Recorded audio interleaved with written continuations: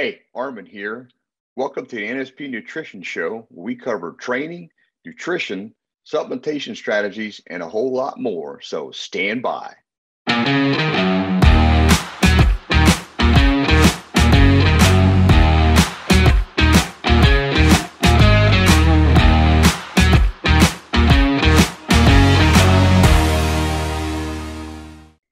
Hey, and welcome to the NSP Nutrition Show. I'm Arman Eckelbarger. I'm Frank Mills. Welcome to the show. And I'm excited to get started this week. Today, Arm and I, we're going to be talking about how did Vince build great physiques without heavy compound lifts?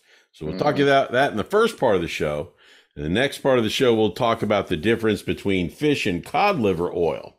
So a lot of people, including myself there for a while, thought it was the exact same thing.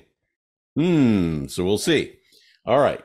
So before we get started, I just want to let everybody know about the contest, Arman, because we've gotten a lot of feedback and we appreciate that. But after talking about it, we wanted to make sure that we gave everybody a fair shot because we kind of announced it and didn't do any build up for it. So what we decided on is a deadline, September the 14th, that's Wednesday, midnight. So get your suggestions in by then. And, the NSP Brain Trust, I guess, Arman, whatever, will decide on what the best topic was. And then we'll announce our winner on next week's show. So then you can do that through support@nspnutrition.com. If you just want to email it in, that's a real simple way to do it. Yep. Or just comment on the shows. I'll check that as well. So that's another easy way to do it too. So for those people who are, hey, I got a good idea, I'd like to learn more about whatever that topic is. Absolutely. Absolutely. There's a lot of ways to contact us. If you want to text, if you want to email us, you can scan those QR codes as well. So yes, you can. Yeah. So there's a lot of ways to get that topic in. And like I said, we'll announce our winner next week. So we're excited about that. And again, everybody who has submitted a topic or a suggestion, we appreciate it. We have looked at some. We're not done. We haven't decided yet. So yeah, get your topics in. Even if you've already sent one already, you have another one, send it in. Hey, you never know, right? Yeah, we really appreciate it. So any effort you have, we'll take it. Absolutely. All right, let me get my other earbud in, and sorry about that. But let's get started. Arman, for Vince to build great physiques without heavy compound lifts, I'm sure a lot of people are going to be a little surprised by that, but it should be an interesting topic, I think. What do you think? Yeah, I think so. I mean, Vince, he never really suggested heavy compound lifts like bench press, back squats, barbell rows, barbell shoulder press, right. and deadlifts. It just wasn't. It's in none of his material, and he was aware of them, obviously, but I don't think he was real impressed by them, from what I could tell. But hey. So what do you think that is, Arman? I mean, do you think that from his experience, maybe he didn't feel that they were that important, or, do you have any thoughts on that? Well, I can't say for sure because, it was something that Vince he seemed to put some of those exercises down more than they did to suggest to promote them. So I think in his opinion, though, with all he had learned and what he had seen have happen, when you had first Mr. Olympia winner, and you've got, he was a physique competitor himself.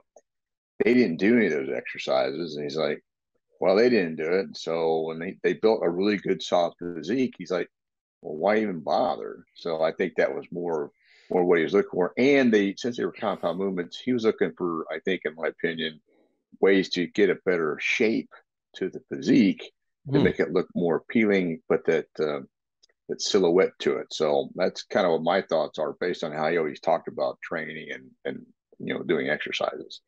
Well, I know that we can't ask Vince about his thoughts on it, but we can ask Arman about his thoughts on compound lifts. Arman, what do you think? Well, for me, when I first got started training, coming out of, as a senior in high school and then going to college and all that, Mm-hmm. you know, I was, I was like, how do you work out? So, you just don't Mm-hmm. know. And, my dad trained, so I seen some of the things that he did, but, everything that was in the magazines and also I started with Arnold Schwarzenegger, Encyclopedia of a Bodybuilder. That all they really talked about was, the importance of doing compound lifts and to get the size and to help build strength. So that was kind of like, all right, well, that's what they're doing. Okay. Because I didn't really know much about Vince growing up. I mean, I had, later on I learned a few things from him, but I never bought any of the materials when I was younger. I was just learning for what was available to me at the time. Mm-hmm. And so, I can't speak for Vince personally, but I was doing them. And so since I was doing them, didn't really know, okay, well, how beneficial, not beneficial, that kind of thing at the time. Interesting. Interesting. So, do you think they helped? Yeah, I think to some degree, you really you need some good heavy lifts. Okay, Mm-hmm. but at the end of the day, if you think you're just going to do heavy compound lifts, Right. because like you do get this viewpoint from people that were at one time power lifters and they moved into bodybuilding and they built a Mm-hmm. structure with the powerlifting because of these compound lifts.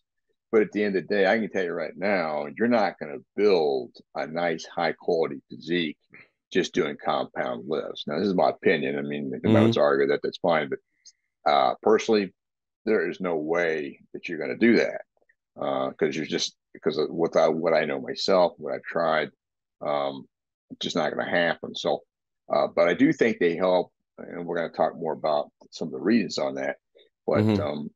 at the end of the day, um, I think it's a beneficial thing. Well, why don't you elaborate a little bit? Because a lot of people will follow your opinion, respect your opinion. So why don't you elaborate a little bit more on why you don't think that compound lifts um, are the only answer, that there has to be additional things done besides that?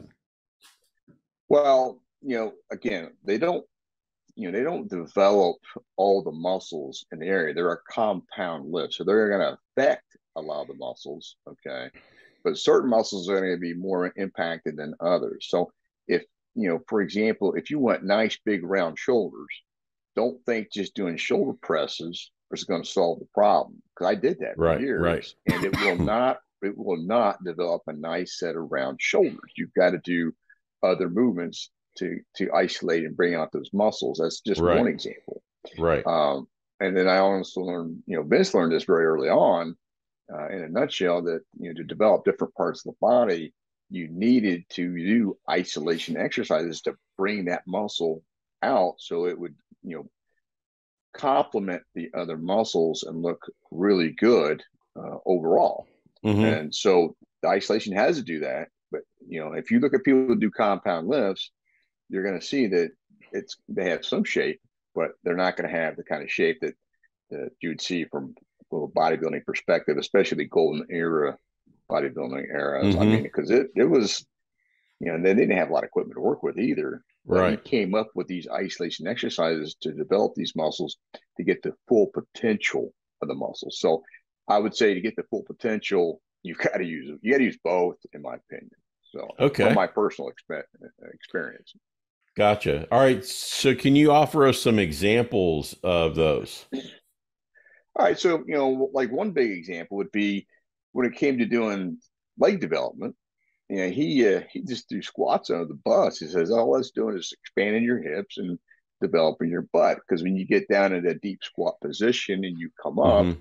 with a back squat, because of where the weight is, yeah, it's going to engage the glutes because that's what helps you get you out of the hole when you're starting to come up. So that makes Mm-hmm. sense, and obviously your hips are going to be involved with it either way. So he felt like he could get better quad development because he had this thing about turnip thighs, which was kind of a funny thing. He always talked about the kind of downgrade what other people were doing that were Mm-hmm. big proponents of heavy squats. But he liked to use more isolation type squat movements like the Dillinger squat, the frog Okay. squat, the sissy squat, especially, which I really love that. And then hack squats versus anything regarding a back squat because the stress is in the front of the body, which is going to put more stress on the quads. So I got to agree with you. I mean, I've done heavy back squats and you do get some leg development, but it's more Hmm. higher up in the thighs, in my opinion. So when you do these other movements, you're going to get more of the top of the quad, which is more towards the knee, and you really want that to get a full developed leg. So Hmm. I like that a lot. I think he was on the money with that. Then for chest, he hated the bench press. He just felt like that's nothing but a shoulder tricep exercise. And for me, that was true because my father and my brother, one of my brothers, they would bench press and their chest would actually pop pretty good. And Arnold Schwarzenegger, his chest would seem to respond good with bench press. Hmm. But for me, it wasn't working. I got Right. great Right. strength in my triceps, my shoulders. So when Vince come out with the neck press, again, more isolation, and then dumbbell presses, and then dips, he developed a really nicely looking chest from that. And he was a Hmm. big fan of flies. And then the thing is with fly work now, you've got all these experts and these exercise physiologists and physical therapists say don't do flies because you're going Hmm. to tear your shoulders up. I flat out disagree with that. I think if you do fly work properly and don't be stupid about it, it's one of the best chest developers there is. And I think Vince felt the same way because he had it Hmm. incorporated with everything related to his training. So Hmm. there's Okay. Yale for that. Then when it came to back, he didn't have anybody doing deadlifts, but he had them doing different types of cable rows.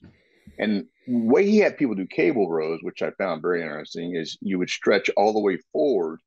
I mean, you really stretch and then come back to a certain point to get the contraction. And early on, when I was training, I had everybody, like, oh, you're gonna pull your lower back doing that. You're gonna pull your lower back doing that. I mean, just being ridiculous about it. So again, with those types of movements, um, you get you want a full range of motion. So there's nothing wrong Hmm. with stretching all the way forward, but just don't get momentum going where it could pull your lower back. Yeah, if you do it stupid, you're going to injure yourself. So Hmm. that's another thing that kind of irritates me with a lot of these people going around, like Athlete X, don't do flies, don't do this, don't do that. Uh, you know, that's not true. Right. Those are very effective movements. And so some of his movements were thrown under the bus being controversial is going to hurt you. All right. But he had great chin up movements, pull up movements, and then pull down movements that were different than what you see a lot of today. So, I think that the way he designed those was really state of the art. And then for shoulders, he was the king of lateral raises. I mean, he loved lateral raises. And I'm going to tell you right now, if you don't do lateral raises, you're not going to build a nice round shoulder. It's just not Hmm. going to happen Hmm. because there's just so many different angles to those muscles as they strap around from the front to the back. Hmm. So, and then he came up with the back and forth press. So that was doing kind of a barbell press, but he used it so it's going to affect both sides of the shoulders with the back and forth press. And then you had the Scott presses, which him and Larry, I guess Larry came up with, and he kind of enforced it because they saw it working. And Hmm. then in another one, which is super controversial, is upright rows. I mean, you got all these, again, Hmm. you know, muscle expert specialist, blah, blah, blah, that like, upright rows, impingement. They start throwing this impingement thing around. And again, Vince didn't have any problem with it, and the people we trained didn't have any problem with it. So if you don't do it properly, yeah, like anything, if you don't do it properly, you can hurt yourself. Okay. Right. So Right. it's heavy compound lifts, don't do it properly, you're going to hurt yourself.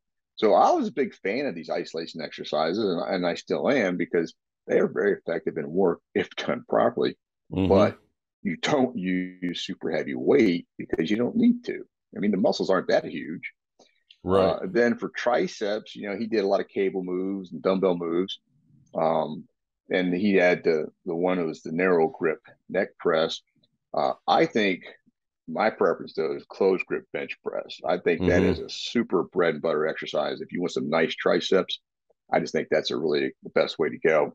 But that neck press is a similar. He just has your elbows a little bit differently positioned than a typical Right. closed grip bench press. So they're both very effective. But again, these were uniquely designed, so they worked well. And then for biceps, he created the drag curl and the perfect curl, and versus the barbell curl. He put a little more angle to it to activate what he felt was more bicep. And on top of that, then they had the preacher curl to really work the bicep, which, again, preacher curls are considered dangerous Mm-hmm. for different reasons, because people, if you don't do them right, you do them stupid. We let the weight fall down fast and then try to use momentum. Yeah, you're gonna hurt yourself. I mean, again, you have to use but nobody was doing that kind of stuff in Vince's gym.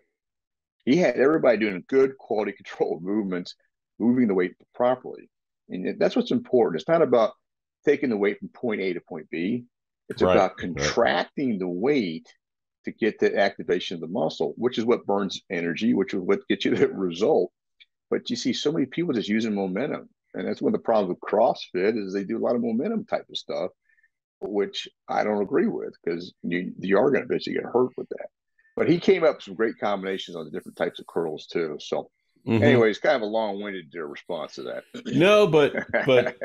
I am curious because when you go to the gym, you see a lot of people doing specific exercises, and just off the top of my head and from what you mentioned, so no bench press, no back squats, no shoulder press, Right. no deadlifts, even barbell curls. So I'm sure there's even more. I mean, that's the deal, right? Well, those are the compound lifts that you're typically going to hear about. Yeah. Mm-hmm. So, he didn't really use them. Or if he did, he used them and he didn't like them. So he just said, I'm just going to do it this way. And at the end of the day, they work. So, what are you gonna say to that? Yeah. I Now, mean, yeah. yeah, I Well, can tell you that none of the, those exercises are not listed in any of his material, right. any of it. So, And probably the most popular one is bench press. I mean, oh yeah, I right. I mean, everybody does a bench press. Well, not everybody, but when you go to the gym, you see everybody doing the bench press because they think if I do a bench press, I'm going to build my chest, right? So, and it shows how strong I am. yeah. I think That's that the yeah. bench press is more of a, in the old days, it's like what's your bench, that kind of Right, stupid thing, right, or what's your squat, how heavy you going, and what's your right, deadlift. Those were associated with strength. Okay, I don't think they're associated with developing muscle, but they're more about, well, how strong are you? So there could have been a lot of mm-hmm, that, because I ran into that a lot when I was coming through. As I was developing myself, people always ask me, well, how much can you bench? right, And it's right, like, okay, well, and I could bench pretty good. I mean, I was doing 365 for like 6 reps. I only weighed 100 and 180 pounds. mm-hmm, So, but it's doing nothing for my chest. So I'm sure Vince be going, dude, you're wasting your time. So right, when I stopped doing that, my chest started growing, but I did it by doing fly movements and then doing pressing movements, because that activated so much more tissue and got the chest to develop a lot more evenly. And to this day, mm-hmm. I'm a strong believer in doing that. So, anyway, that's my thoughts on that. So, Armin, in your opinion, should these compound lifts be a part of a training regimen? Yeah, I think they should be. So let me kind of explain why that is. Okay. Okay. One of the things that when you're doing compound lifts, it is a challenge to activate. It's going to use a lot of different muscles. Okay, which is fine, but it does allow your strength curve to slowly creep up too as you get better and better at it. So it's Mm-hmm. a part of keeping, in my opinion, the muscle density and thickness of the overall movement. But I would say the bench press is something that's going to vary from person to person, since how it worked for me.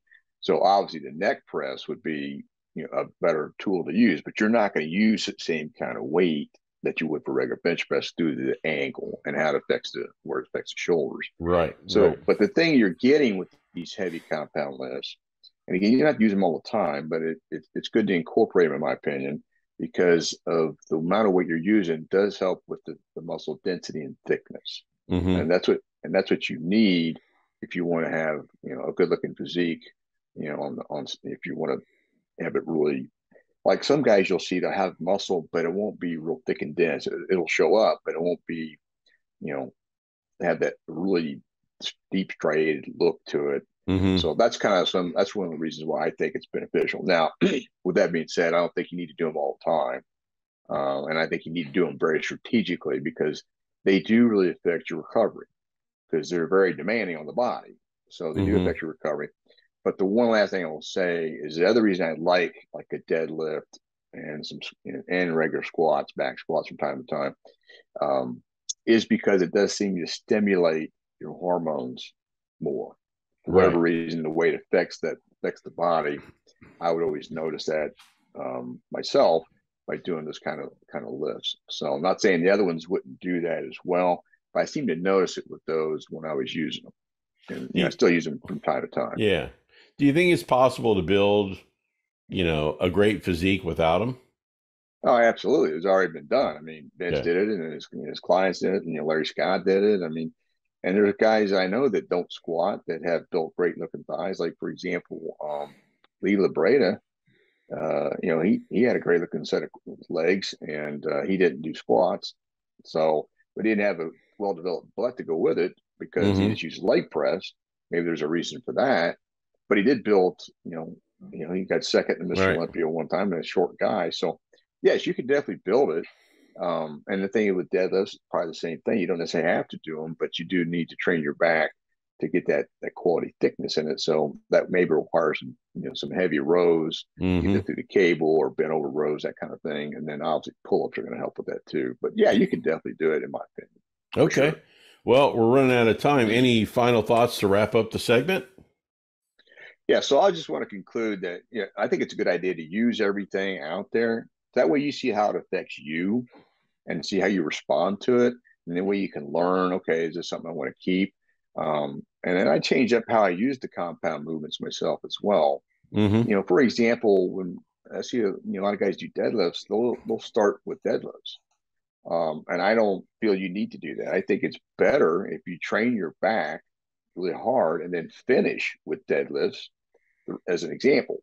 Okay, the reason for that is because you've stimulated all this muscle from these other isolation movements. And now you're going to call upon all of it together to do the compound movement. And I felt like I got much better results from that. Hmm. So doing it that way, you might want to try that because it is very effective. And yeah, you're not going to use as much weight, but Right. weight is relative to building muscle. Okay, because you need to stimulate fiber. That's all you need to do with the intensity. So again, my opinion, using heavy weight is important for the muscle density and thickness. And the reason for that is because you need to affect those white muscle fibers, the fast twitch muscle fibers. Mm-hmm. That's what gives you that look. And so heavy weight does that because you really can hit total fatigue by using those types of lifts. And so I trained very heavy for years. And when I compete, guys are always looking at me, based on my size, my frame. Well, how did you get so thick? Because I was very thick, and so and they could they were surprised by that. But I think it had to do with doing some compound lifts and also training with heavy weight. So again, you want to use all the tools to your advantage. Um, and you make sure they're working for you. And then that's how you just I've been training for 40 years, so I had to kind of figure it out. But these are things I've learned that I think are very helpful for other guys if you want to speed up your results. So, anyways, Well, a lot of great information. And hope you guys enjoyed that segment. Arm and I, we're going to take a quick break. Stand by for a quick word from NSP Nutrition, and Armin and I will be right back.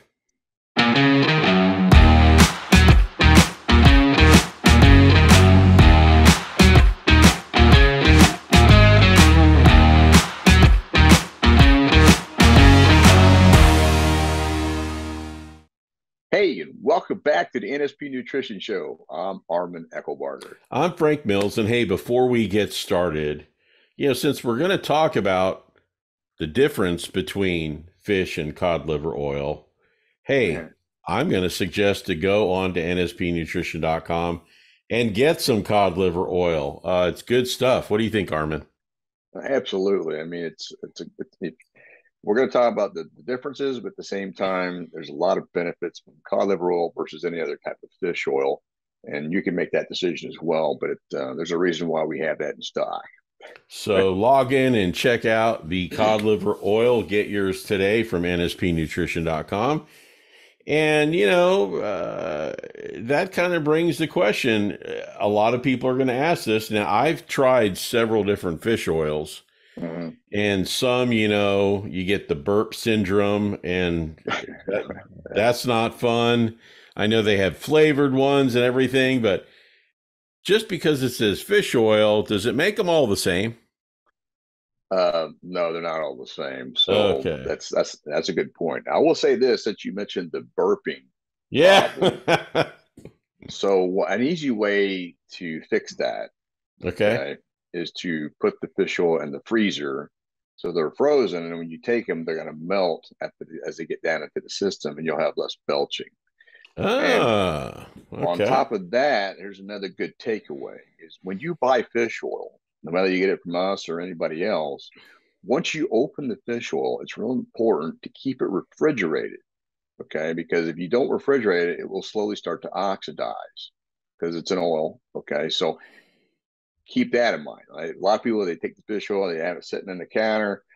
As you're using it and you keep opening it up, it's going to slowly keep oxidizing. So you're losing some of the benefits. So if you keep it in the Gotcha. refrigerator, it helps to, again, being cold, you're less likely to belch it up. So you either freeze it or put it in the refrigerator, and you're going to get a lot better return on your fish oil from that one point. Okay. So, Arman, the question is, where does plain fish oil come from? Because I'm sure a lot of people are curious about that.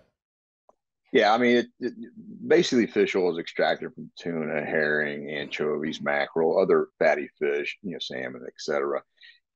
That's where they get it from, which is kind of a no-brainer. So just keep that straightforward on fish oil. So, when we say cod liver oil, I'm just going to assume that it comes from the codfish or from the liver of the codfish. Yeah. Okay. Okay. Just want to make sure there. So, what are the differences between the two? Yeah, good point. Yeah, so what you need to understand is they both have omega 3 in them, okay, which is what you're looking for. And we'll talk more about what fish oil does for you. But Okay. the difference is between the two is with regular fish oil, you have EPA and Hmm. DHA. And these are just Okay. different fatty acids, okay? With cod liver oil, that also has vitamin A and vitamin D. So you're getting other nutrients. It's a little more nutrient dense than Hmm. regular fish oil. And that's why NSP handles it, because it does provide some other benefits. Okay. Okay. So, can we talk about, you know, kind of what those vitamins do? Okay, yeah, good point. So, Okay. obviously they're fat soluble vitamins, so they're going to digest well already being with fish oil. So that's one good thing to know. If Oh, you're trying to digest vitamin A and vitamin D when it's in fish oil, it's going to digest. So it's an automatic for that. okay. And then we know vitamin D is great for the immune system, and it helps with your hormones, your hormone production. But also, some they feel like it can help prevent cancer, different types of cancer. It can help boost your mood. You can aid in weight loss. It also helps with reducing triglycerides and cholesterol in general. Um, it can help. It really helps with inflammation and like things like arthritis and rheumatoid arthritis. It can help suppress that to not be as bad, or to actually keep it from happening, Hmm. depending. And then with type 2 diabetes, it helps with insulin sensitivity. It helps improve that. And then because of that, it being anti-inflammatory, it helps with blood pressure. So you know, vitamin D is really an important vitamin to have in your system. Then with vitamin A, I mean, obviously when you're younger, it's critical for development, but it also is important to help with the immune system, Hmm. reproduction, growth and development in general. Okay, and then it's pretty critical with helping with your heart, lungs, and other organs to work properly. So you Hmm. don't need a lot of it, but at the same time, it's very beneficial for you to make sure you're functioning at a high level. Well, the one thing I can tell you is from the cod liver oil that I take from NSP, I don't have that burping problem anymore. You Yeah, they're know, pretty small. They're small and go down the pipe pretty easy. Yeah. never had the problem with that. Now, when I took other fish oils, I did, but when I take the cod liver oil, I don't have that problem. But Armin, are there other benefits of cod liver oil? Yeah, I mean it's a really dense nutrient for fish oil, but also what some of the research has shown that it can help with if you're having thinning hair problems, Mm-hmm. it seems to be helping with to reverse it. So Hmm. they're saying that it helps stimulate more hair follicle growth on your scalp to help hair grow quicker. So that's just some quick things that have been noticed in the studies regarding cod liver oil. So if you got a thinning hair problem, this would be something to also incorporate. And you want to have fish oil in your diet, anyways. And we're going to talk about the differences on that, but you definitely want to have it. So Armin, with the whole thing with the omega threes, do we need either of these fish oils? Yeah, absolutely. So Okay. here's the thing: if you're eating a lot of fish, um, then you're going to be getting a good amount of omega 3. Okay, these fatty acids. But what people need to understand is the way fish oil helps you, whether it's Yes. cod liver oil or regular fish oil, is it helps make the cell walls soft, supple, and sticky. So what this does is when your hormones are secreting, okay, like insulin and your other hormones, they can go to the receptor sites of the cell they're traveling to, and then they stick because it's a Hmm. sticky surface. So that Okay. allows them to penetrate the cell and to do the work. So what happens over time as we age and your proteins and sugars get tangled up, it causes the cell walls, if you're not getting enough fish oil, to become stiff and like a sheet of glass. And so when they become stiff and unflexible, so then when the hormones go to the surface, they don't attach as well. So they can Hmm. actually, they're not going to do their work as well. And so what ends up causing is wrinkling and other, glycation issues. So which are not good. So this helps prevent that, and it really improves keeping inflammation down. So it helps with muscle soreness. It helps with being flexible. If you don't get enough fish oil, you're going to be waking up stiffer in the morning over Mm-hmm. time. And I think we've all kind of been through that. So Right. it helps with these different areas, and so that's why you need to incorporate it. And it helps with triglycerides, and then your cholesterol profile. So it helps to thin Absolutely. the blood. So by thinning the blood, you're going to have less blood pressure issues, less cholesterol issues, potential cholesterol issues. Now, cholesterol is a whole other topic, but at the end of the day, it can help improve your profile. So, and you definitely want to incorporate it into your diet, at least at some level, because it's going to Mm-hmm. help you. Absolutely. Now, Armin, you were a part of and working with NSP long before I came to the picture. Okay. But when you and I met, you introduced me to their supplements. And a lot of people may not understand or realize this, but NSP stands for naturally sourced. Is it Products. Yeah. products? Products. I want to make sure I got that right. But naturally sourced is the key. Yeah. And I was taking a lot of different supplements and I just never felt like I thought I should feel. Armin introduced me to NSP. The supplements I take, the majority of them are NSP products. And it's Mm-hmm. been life changing for me. And the cod liver oil is just one of them. Right. All of the products are natural. They're all high quality, and they are life changing when you take them. So I can say it because I take them. Um, but Same here.